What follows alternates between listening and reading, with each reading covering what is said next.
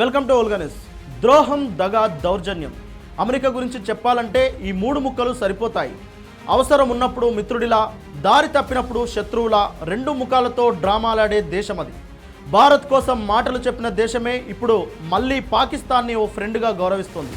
ఇది కొత్తేమీ కాదు. అవసరానికి తగ్గట్టు రంగులు మార్చడమే అమెరికా స్టైలు. పాకిస్తాన్లో ఉగ్రవాదం పెరిగిందని అందరికీ తెలుసు. భారత్పై దాడులు జరుగుతున్నాయని కూడా తెలుసు. కానీ అమెరికాకు ఇవేమీ పట్టవు. దాని సొంత ప్రయోజనాలే అమెరికాకు ముఖ్యం. అందుకే ట్రంప్ ఏకంగా ఐ లవ్ పాకిస్తాన్ అని ఓపెన్గా స్టేట్మెంట్లు ఇస్తున్నారు. ఏకంగా పాక్పై పొగడ్తల వర్షం కురిపిస్తున్నారు. ఓవైపు ఉగ్రవాదంపై పోరాటం అంటూ మాటలు చెబుతూ, మరోవైపు అదే దేశానికి రక్షణ కవచంగా నిలబడడం అమెరికాకే చెల్లింది. ఇంతకీ అమెరికా ఎందుకిలా చేస్తోంది? పహల్గం ఉగ్రదాడి లాంటి ఘటనల తర్వాత కూడా అమెరికా తీరు మారలేదా? America central command chief general Kurilla అడ్డదిడ్డంగా పాకిస్తాన్ను ప్రశంసించడమేంటో ఎవరికి అర్థం కావడం లేదు. ఉగ్రవాదానికి కేంద్రంగా మారిన దేశాన్ని కురిల్లా తెగ పొగిడేశారు. ఐసిస్, ఖోరాసాన్ ఉగ్రవాదుల్ని పట్టుకోవడంలో పాక్ కీలక పాత్ర పోషించిందని, అమెరికా ఇచ్చిన ఇంటెలిజెన్స్ ఆధారంగా వారి నాయకులను అరెస్టు చేశారని చెబుతోంది. నిజానికి పాక్పై ప్రపంచవ్యాప్తంగా ఉగ్రదేశం ముద్ర ఉంది. అక్కడ ఉగ్రనేతలు ఆశ్రయం పొందుతున్నారన్న సమాచారము ఉంది. నిన్న మొన్నటి వరకు భారత్పై దాడులు చేసిన వాళ్ళు అక్కడే తలదాచుకున్నారు. అలాంటి దేశాన్ని ఉగ్రవాదంపై పోరాటంలో భాగస్వామిగా అమెరికా అభివర్ణించడం యావత్ ప్రపంచాన్ని షాక్కు గురిచేసిందనే చెప్పాలి.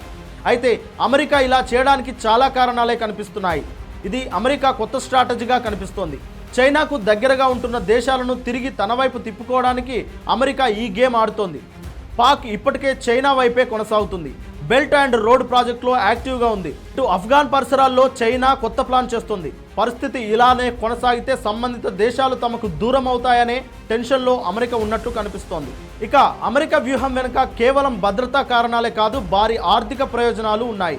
డిఫెన్స్ డీల్స్, ఆర్థిక ఒప్పందాలతో పాటు అమెరికా మళ్ళీ తన శక్తిని పెంచుకోవాలనే కోరిక ఈ నిర్ణయాల వెనుక ఉంది. చైనా బెల్ట్ అండ్ రోడ్ ఇనిషియేటివ్తో పాటు పాక్కు భారీగా పెట్టుబడులు పెడుతోంది.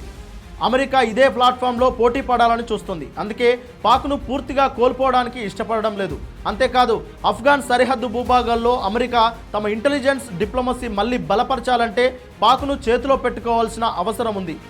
ఇది ఓ కమర్షియల్ ఫ్రెండ్షిప్. ఎవరితో డీల్ చేస్తే భవిష్యత్తులో ప్రయోజనం ఉంటుందో వారితోనే అమెరికా నడుస్తోంది. అందుకే పాక్ను మళ్ళీ తన వైపుకు తిప్పుకోవాలనుకుంటుంది. అయితే ఇక్కడే అమెరికా అసలు వైఖరి బయటపడుతోంది.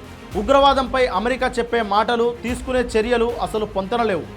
మాటల పరంగా తీవ్రంగా షో ఆఫ్ చేసే అమెరికా అదే దేశానికి మద్దతిస్తూ ప్రశంసలు కురిపించడమేమిటో ఎవరికీ అర్థం కావడం లేదు. Between Pakistan, I love Pakistan, I love Pakistan, I love Pakistan. I think Modi is a fantastic man. I spoke to him last night. We're going to make a trade deal with Modi of India. అటు పహల్గం ఘటన మాత్రమే కాదు, గతంలోనూ ఇండియాపై పాక్ ఎన్నో దాడులు చేసింది. కానీ America వాటిపై మౌనంగా ఉండడాన్ని చూస్తే ఇది ఖచ్చితంగా మోసమే. నిజంగా అమెరికా ఉగ్రవాదానికి వ్యతిరేకమైతే దాన్ని పెంచి పోషిస్తున్న దేశానికి ఇంత ప్రాధాన్యత ఎందుకు ఇస్తోంది?